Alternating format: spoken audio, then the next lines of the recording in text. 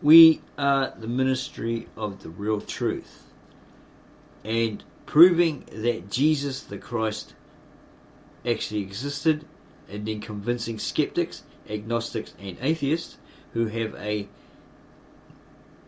determined, set, fixed mindset is not an easy task. But let us try again. By using the original ancient, very old Tab Asheri or Asherite manuscripts, it's a square type script they used, copied by hand by monks, scribes in Urhai, Edessa, now modern Turkey, around 800 to 900 BCE. The Lishana Atika Cypraea, the sacred scribal language or old tongue of God, spoken by God, or Maria Allaha, God in the original ancient Aramaic, to Adam and Eve in the Garden of Eden or Paradise, and by the men at the Tower of Babel, one to each other before God gave them multiple languages, confused them and then scattered them all over the Near East. We continually say the very original, ancient, very old manuscripts, Tab Asherite manuscripts or Galilean Aramaic New Testament manuscripts, as this differentiates it from today's modern vernacular or version of Aramaic or Syriac that so many claim that they've learnt from a Bible college, a university, a seminar, a course, whatever they've paid for, and they can speak the Aramaic better than this Victor Alexander, the translator from Bet Narain or Mesopotamia, Syria, a native-born Aramaic speaker. Go figure.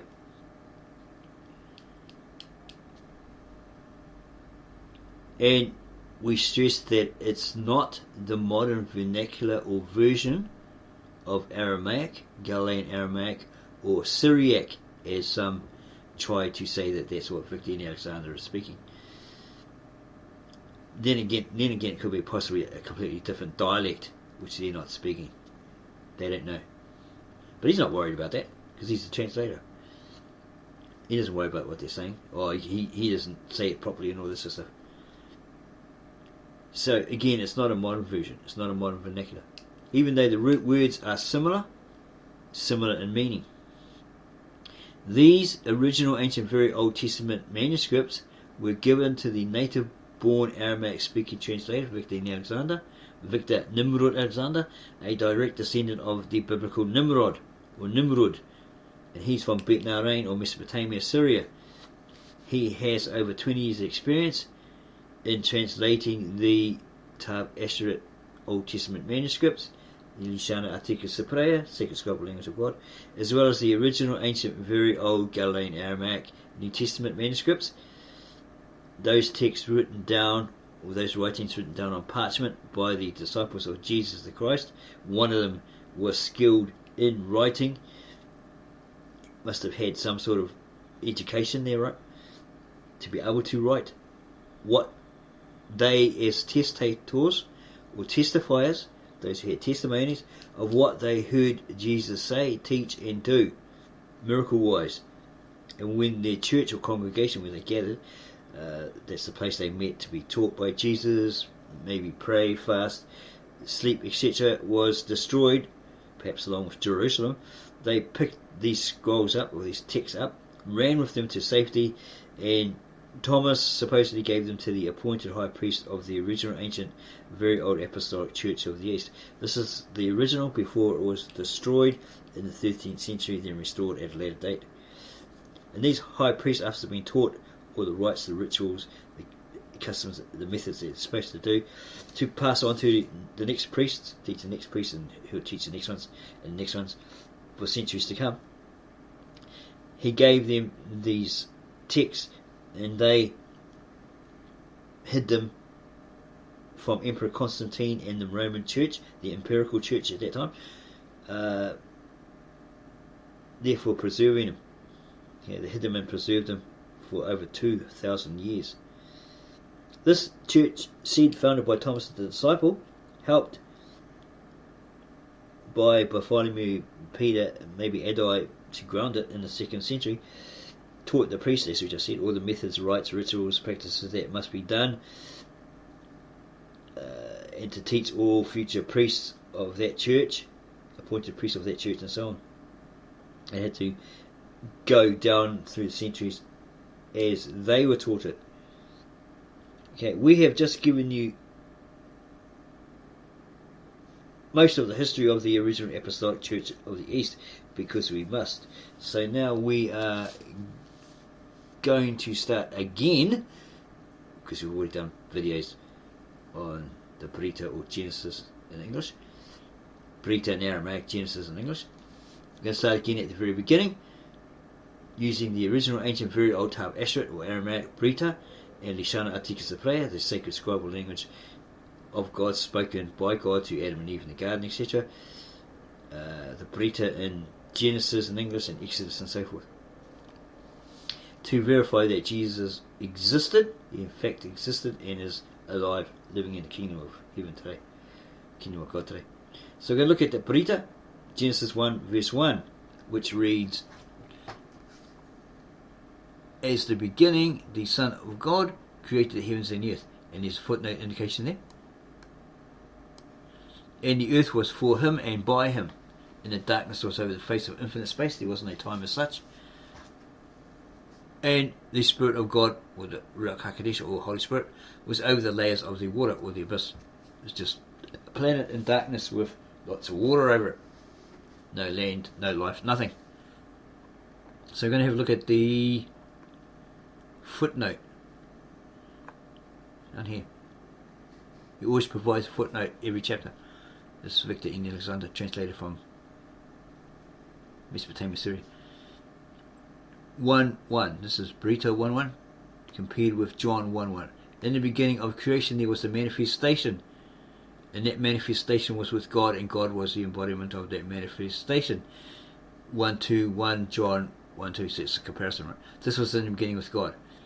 John 1:3, everything was within his power, otherwise nothing would ever exist. 1:4, through him there was life. 1:4 continued, and life became the spark of humanity. 1:4:2 compared with John 1:5, and that ensuing fire lights the darkness, and darkness does not overshadow it. So, in your Americanized English versions, translations, it might say darkness could not comprehend it. Okay, it's probably incorrect. Or the word, if you define it, could be very close, but we don't think so. Okay, so we're going to jump to Gospel of John as a comparison, as a backup. In the Testament of John, John 1, chapter 1, in the beginning of creation there was the manifestation. And here is a footnote indicated there. And that manifestation was with God, so that means it was in the presence of, in the midst of, in the company of, alongside. And God was the embodiment of that manifestation, which we've already read from the Brita in the Aramaic, translated into English. God was an embodiment of that manifestation. This was in the beginning with God. Everything was within his power, otherwise nothing would ever exist. Through him there was life, and life became the spark of humanity. And that ensuring fire lights its darkness, and darkness does not overshadow it or overcome it, right? So basically it's the same. This way of doing a comparison with Brita in the Aramaic, or the Genesis in English, translated into English. See, as the beginning, the Son of God, who was actually that beginning, he created the heavens and the earth. So that verifies that he was the creator. Okay? Just of note before we jump to Exodus, this is 1:27, Brita or Genesis 1:27, and it reads here, and God created the human being to resemble his own visage. To find the word visage, in this case, footnote indicator here says portrait, or his likeness, right? He had his face. This particular human being had his face, as well as being made in his image, right? His likeness. He God, or the Son of God, created them, so that's two or more than two, male and female. So he's created them two genders, two sexes, male and female. And then God blessed them and said to them, multiply, increase, etc., etc. And give you every plant and all that for food. And here is the footnote at the bottom here. For 127, there's the name in the Aramaic, which is the same as in the English. The word Adam.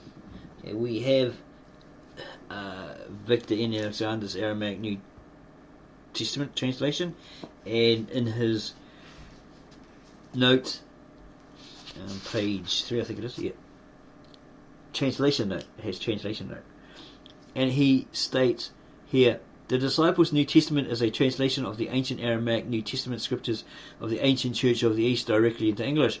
The ancient Church of the East began in Jerusalem at the time of the disciples and apostles of Yeshua Mashiach, or Jesus the Messiah. The ancient Aramaic scriptures were compiled into one book in the middle of the 4th century AD by the scribes of the ancient Church of the East in the city of Ur, later called Edessa. It's probably 800 BCE or something like that.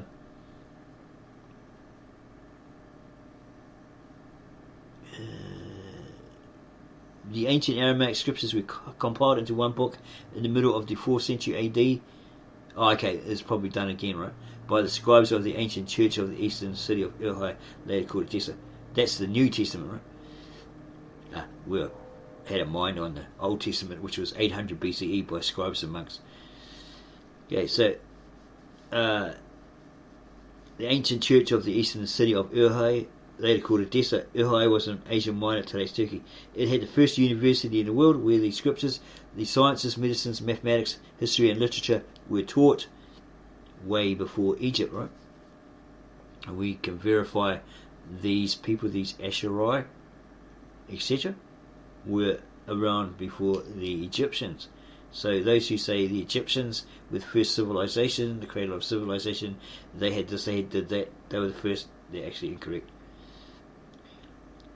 The idiomatic wording of the majority of the passages is in the text of the translation, the Aramaic New Testament translation, and the literal wordings are given in the footnotes.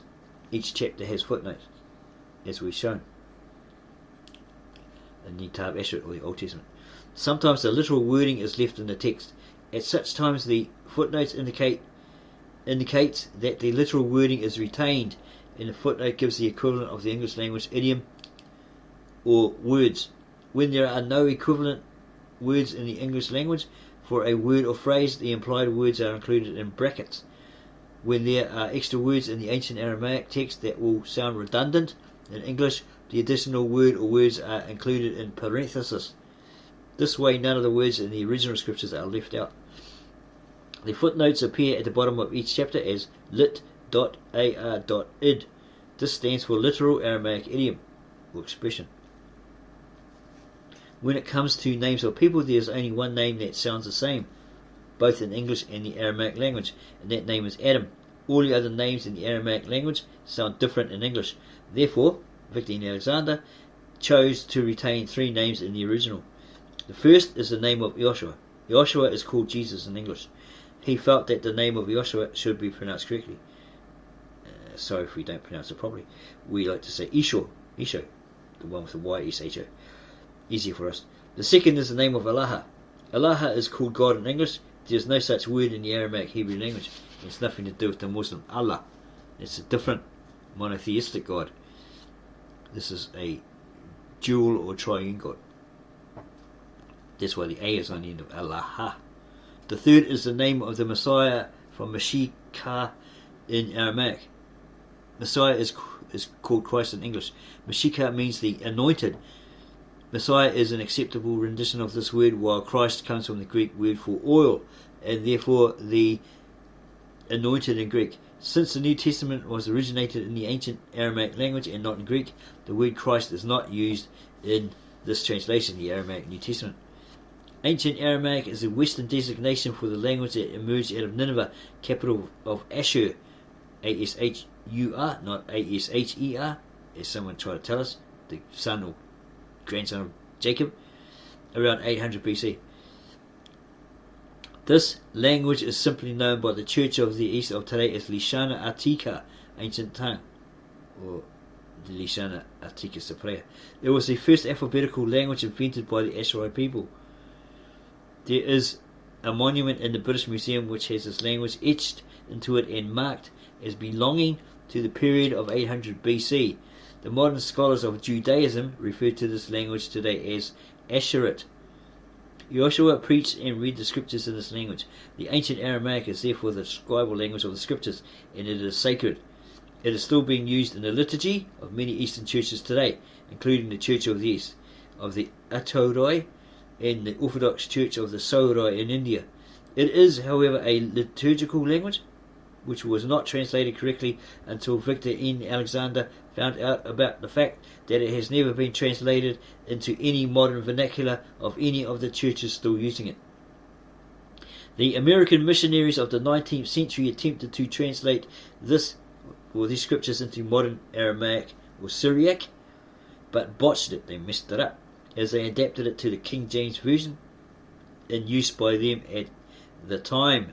The Urmia, or Northern Iran, or North Iran version of the Bible is essentially the American Bible, translated into modern Aramaic. By the way, the American missionaries have translated all the Bibles of all the centuries of the world from the American Bible. That is why all the Bibles thus translated contain the same errors in translation and pseudo-Christian doctrines that have caused so much misery in the world for 200 years. So, the video of Brian with the glasses and the beard, and he shows the two columns, and it's all coming from the Roman Catholic Church, and it's all Americanized English Bible translations, is correct. These two have never met each other, but they've established the fact. It synchronizes. There probably is one more out there, and then that would totally establish the fact, wouldn't it? And they're synchronized. They're all in agreement, though they've never sat in the same room and swayed the other one to their way of thinking, all that sort of stuff, right? They've established that fact.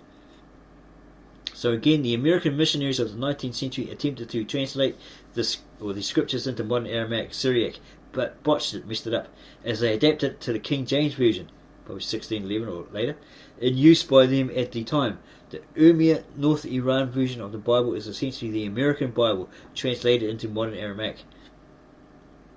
By the way, the American missionaries have translated all the Bibles of all the countries of the world from the American Bible, and that's why we say it's an Americanized English Bible. It's very American flavored. That is why all the Bibles thus translated contain the same errors in translation and pseudo-Christian doctrines that have caused so much misery in the world for 200 years.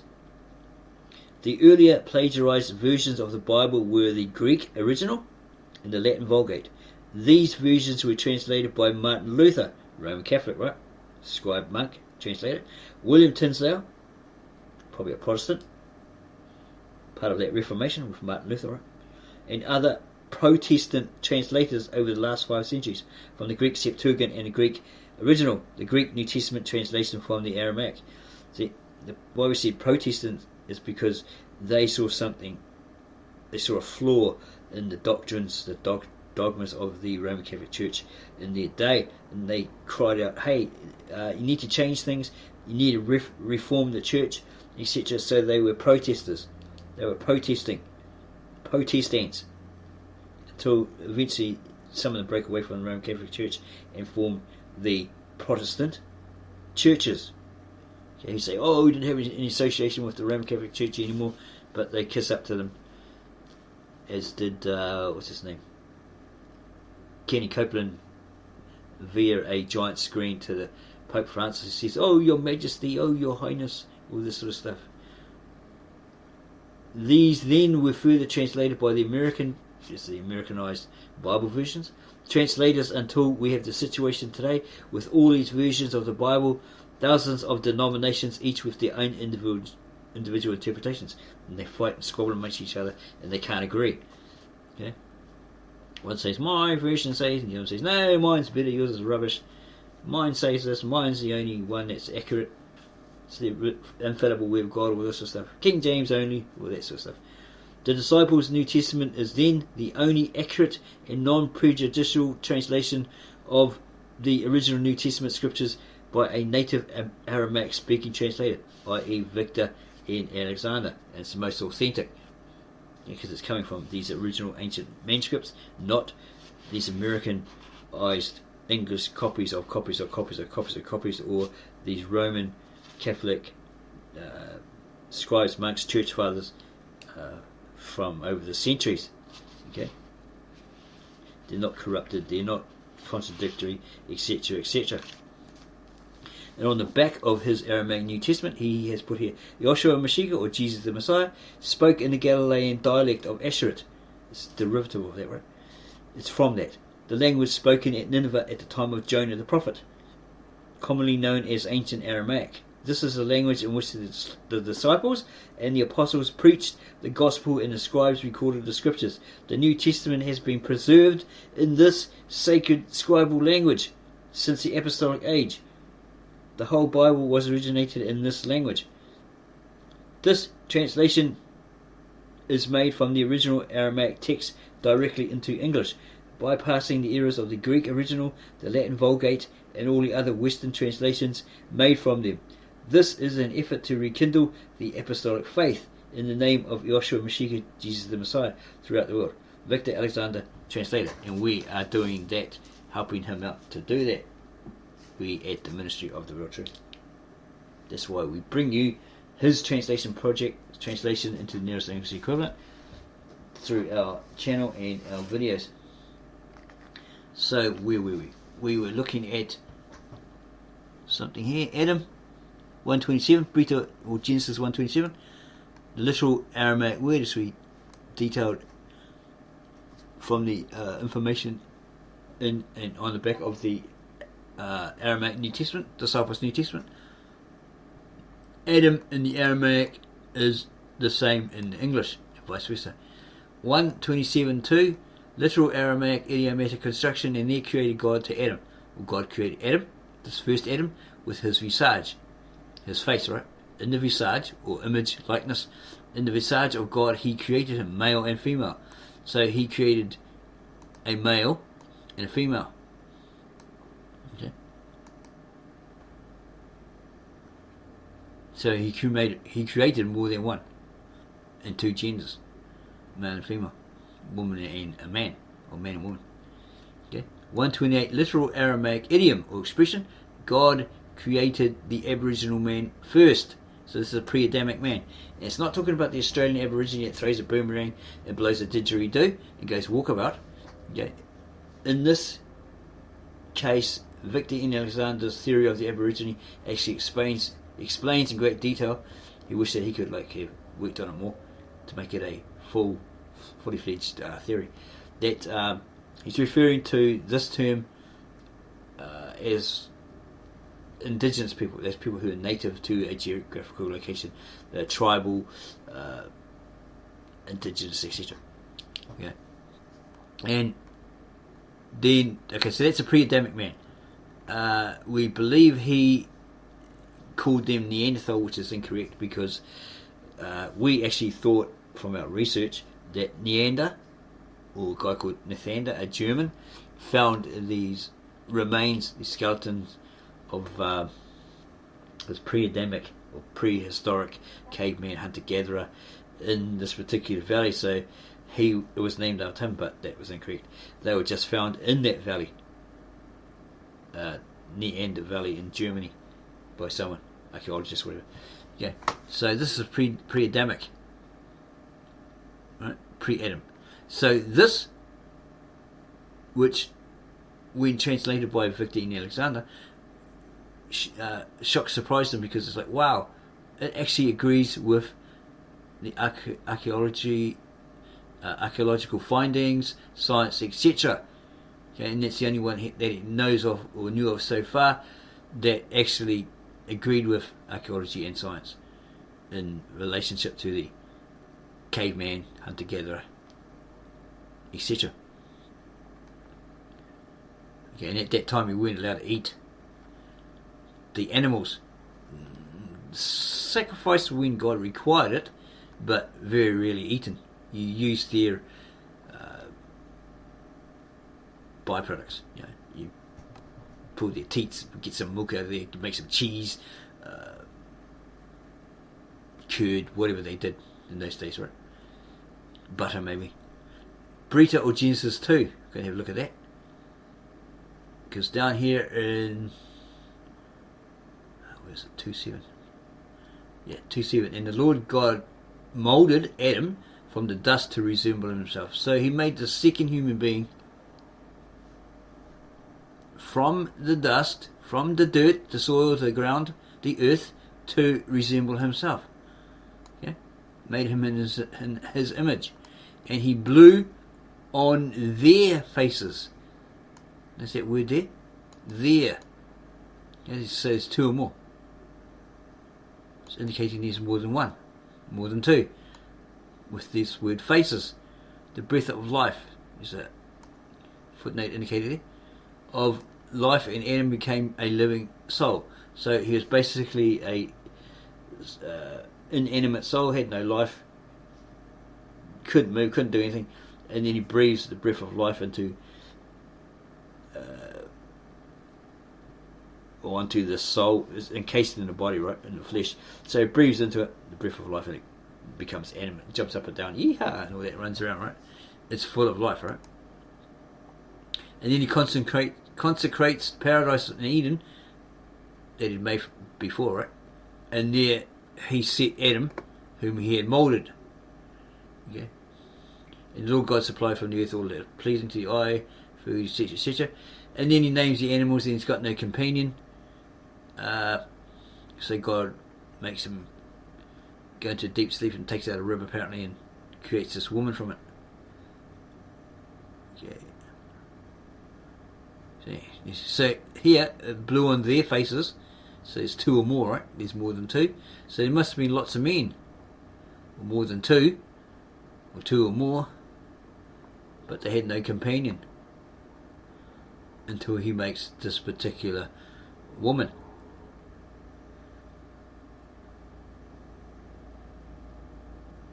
Let's see, is it a single woman? Okay, and Adam and everything. He couldn't find a helper. The Lord cast a calm over Adam, and they slept. There, here it is again. And the Lord God cast a calm over Adam, and they slept. So there's two or more. So it's men. Yeah. And they slept, and he consecrated one of Adam's ribs, and he placed flesh in its stead. He put flesh over it, covered it with flesh, right? Like a closed surgery. And the Lord God transformed the rib that he consecrated from Adam, was blessed, right, from Adam, to be the wife, and he brought it to Adam. He brought the wife to Adam. Okay. And Adam said, as of now, this bone from my bone and this flesh from my flesh shall be called the wife, because she was consecrated from the man. She's taken out of the man. Because of that, the man leaves his father and mother and catches himself a wife, not a husband. And they become both one flesh. Because when they get together, doing the whoopee, then they become one, don't they? It's like you're entwined. Both spirits, okay, both souls become one, joined, united, and they are both naked. Adam and his wife were not embarrassed, okay, and so forth. And we have been told continuously by Christians there was nobody else created, only Adam and Eve. Then they had two sons, Cain and Abel. Then Cain kills Abel. So there's only three of them. But in between the conversation between him and God, after he was found out that he murdered his brother, there was no indication of Adam and Eve getting together, doing the whoopee, and having more children, right?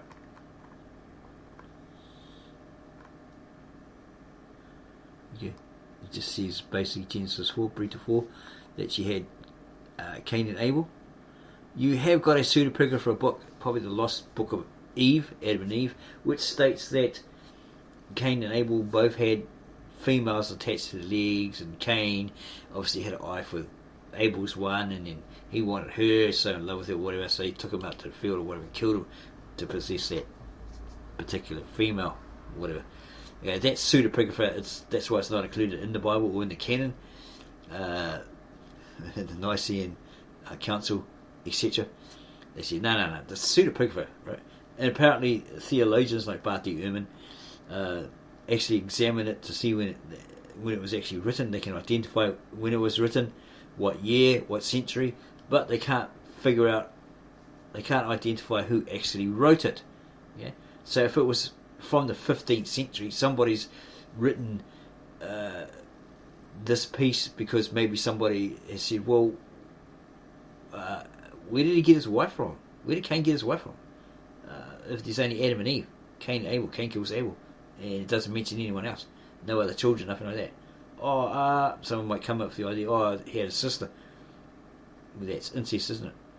Doesn't mention he had a sister at that particular time. He's having a conversation with God over murdering his brother, right?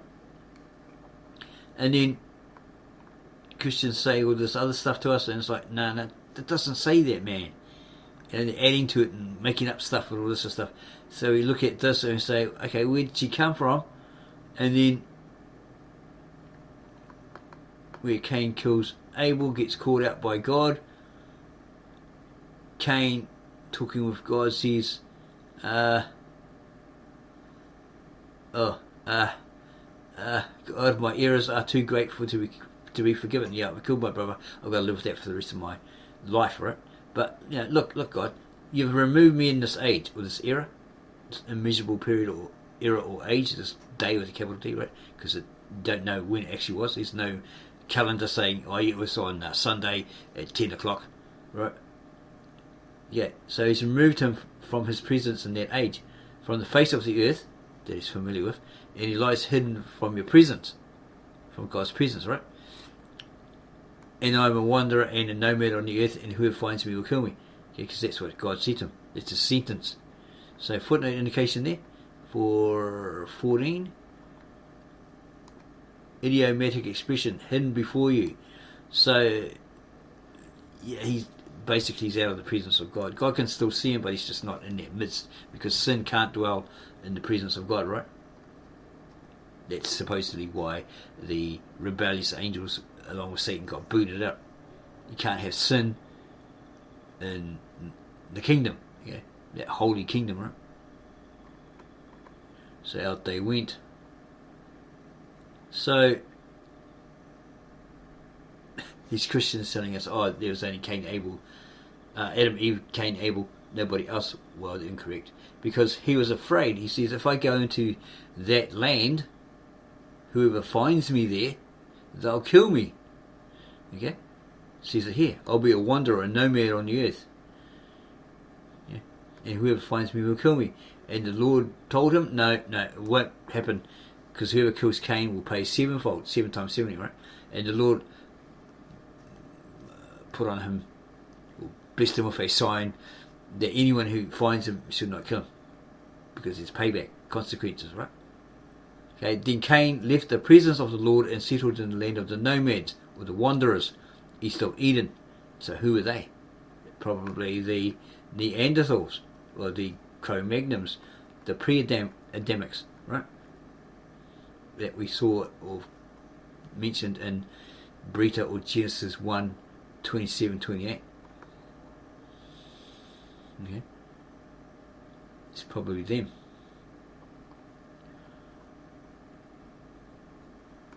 Okay, get back down to that. Okay, so Cain left the presence of the Lord and settled in the land of the nomads, east of Eden. And then Cain got him a wife. Okay? And she became pregnant and gave birth to Enoch. Was that the Enoch of the Gnostic texts? Went up in the spaceship and all that sort of stuff? According to all these ufologists and all that sort of stuff? Or was it somebody completely different? And Cain started a village and called it after his son Enoch. And to Enoch was born Irad, and to Irad was born Mehujael, and to Mehujael was born Metashael, and to Metashael was born Lamech, and so forth. And Lamech took 2 women, and the name of the first was Ada, and the name of the other one was Salah. And he goes on about that. JJC goes on about that. And then one day he calls his woman Ada and Salah, listen to my voice, woman of Lamech. Heed my saying, for I have killed a husband in my lechery, or my bigamy, and a young boy in my lechery. So what it's saying there, he's obviously killed a married man, and he's also killed a young boy. And that's probably how he got his two honeys, right? Ada and Salah. Probably stole them, or killed these people and stole them. But this one here, I've killed a husband, we have read like one of the lost books of Adam apparently and Eve, where Lamech went out hunting, probably hunting for some animals in the forest or whatever, and he shot Cain by accident with an arrow. He killed him. Yeah, it was an accident. And then by the looks of it, he's stolen a wife, somebody's fiance, and probably killed a boy in his lechery or treachery, right, to obtain that chickie. Okay, so if Cain is repaid in vengeance sevenfold, and Lamech 70 times 7, so he's paying the consequences for killing Cain. If he killed Cain, according to that lost book of Adam and Eve, I think this might be part 1 or part 2. I'm not really sure. It must be part 2. I can't remember. Yeah, it must be part 2. Not too sure on that one. Then whoever kills him, Lamech, they're going to get paid back 70 times 7. Okay.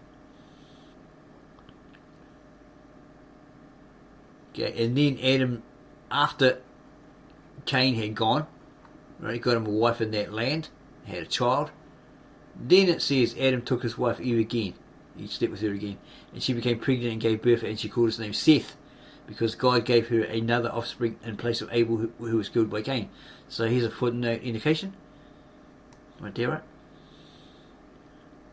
4:25.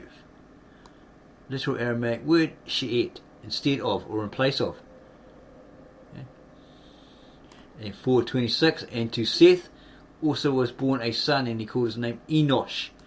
Thereafter they were called after the name of the Lord. In your Americanized English Bible versions, it says they called upon the name of the Lord. Here it says they were called after the name of the Lord. 4:26, the beginning of the line of the children of the Lord. So all these Gnostic books and teachings and this conspiracy stuff and all that sort of stuff is probably an error, if this is the original ancient text. Okay, from 800 BCE, hand copied by scribes and monks in Ur.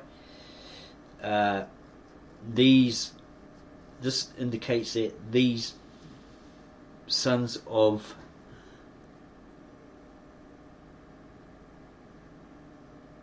Enosh, who became the head of this lineage, they were of the holy line of God, right?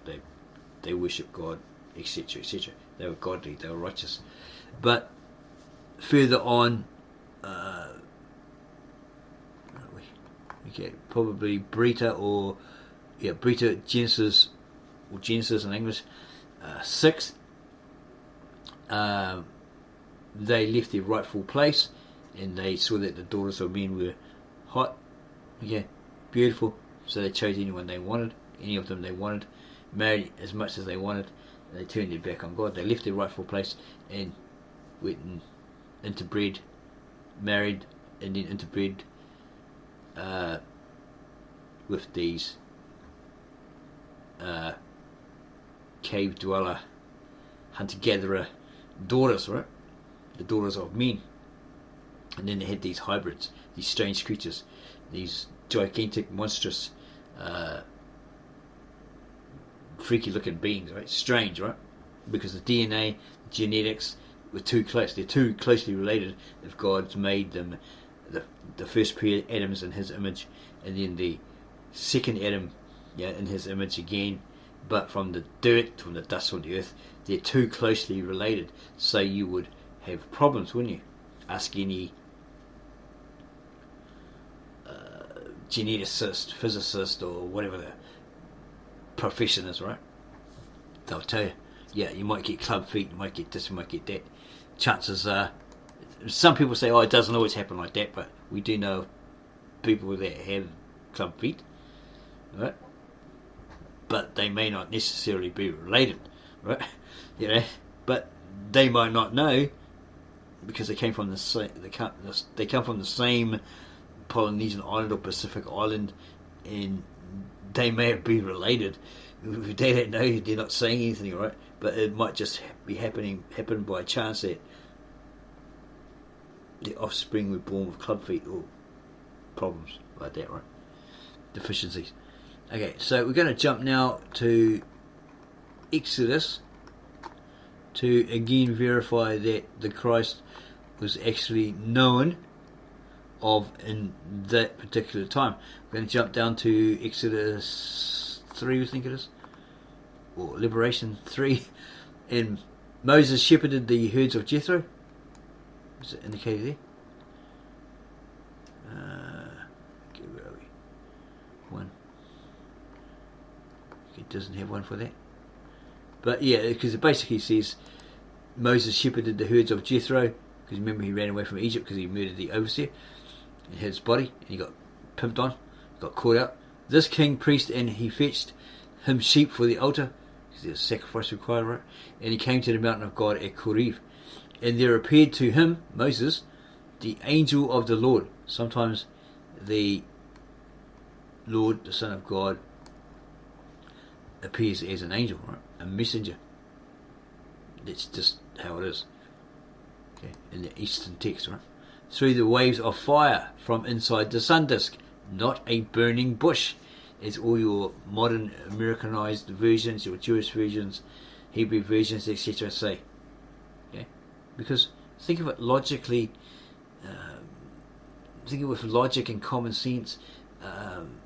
Step into the reality.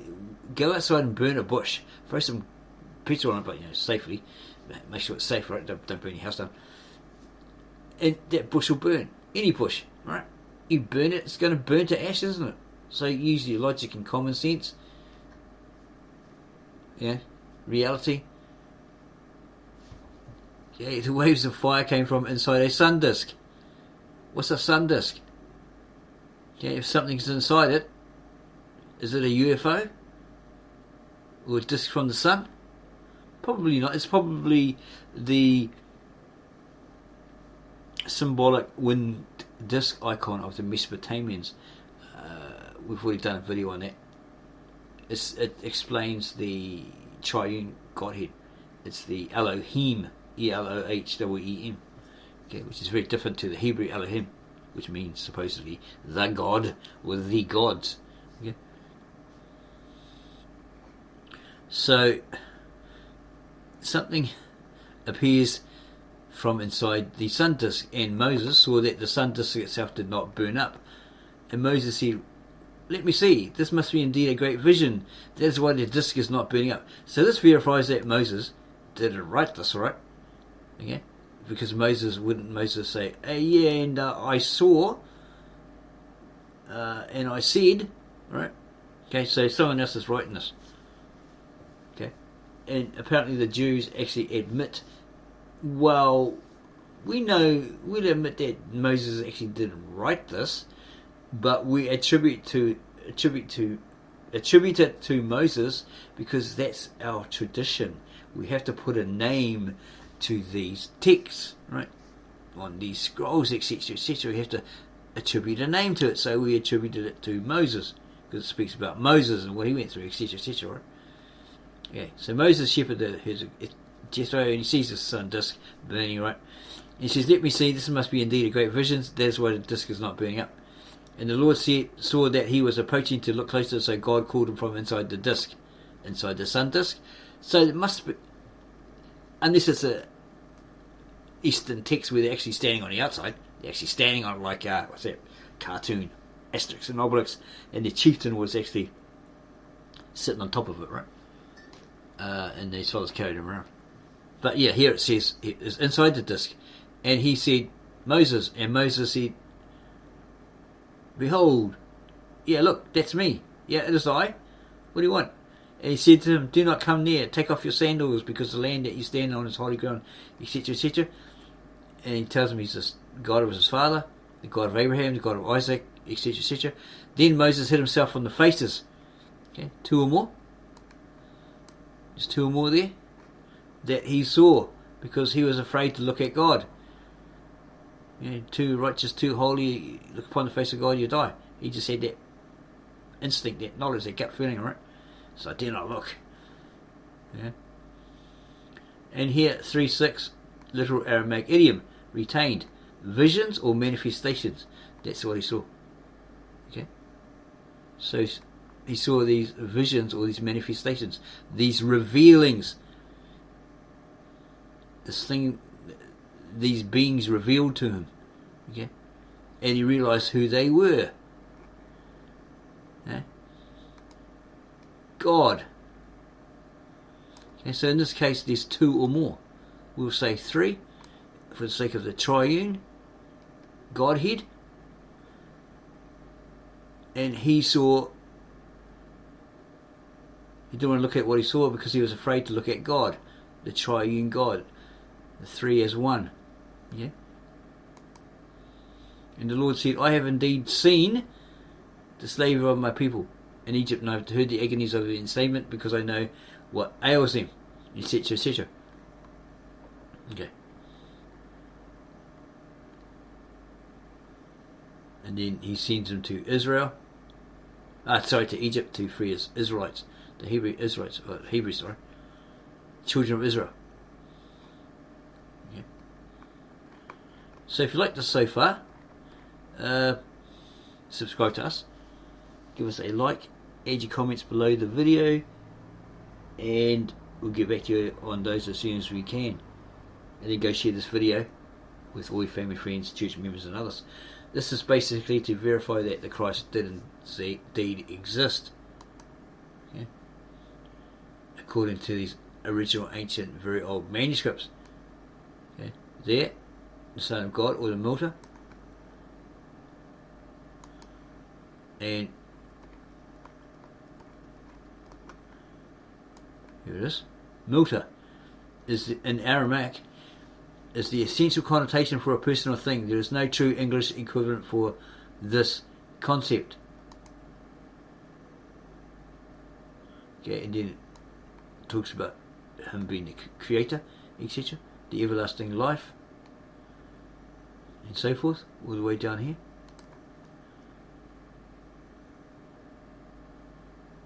One 12. Let's have a look at that one.